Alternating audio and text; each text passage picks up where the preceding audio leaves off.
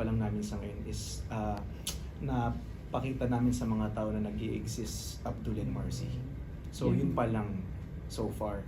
Siyempre sa mga sumusunod, mali natin, hindi natin alam, baka may helicopter nga, charing! Yung mga ganun, di ba? Pero manifesting sa mga... YB.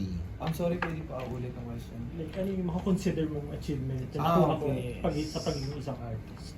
Sa ngayon, tingin ko higit sa pera yung na-achieve ko eh. Sa ngayon ako sa time ngayon. Kasi ang na-achieve ko ngayon is parang nakilala ko ng maaga kahit paano yung sarili ko.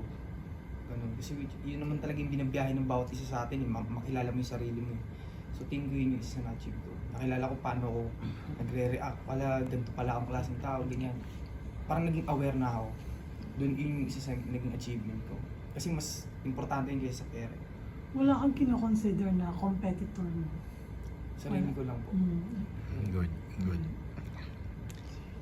Yun, same lang naman, no? Siguro greatest parang achievement namin. So far lang, no? Parang kailangan mo rin palang talagang maging totoo sa sarili mo. You have to be natural lang.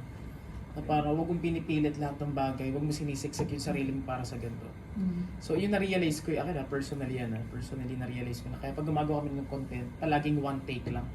Gumagawa promotion one take. Kasi natural eh. Totoo. Pag ginawa na namin sa pangalawa yan, Fake yan. iba na, parang hindi na genuine yung tao. Gets. So parang kung ano talagang gusto mong gawin sa buhay, kung anong goal mo, ayun dapat yung palaging mindset mo.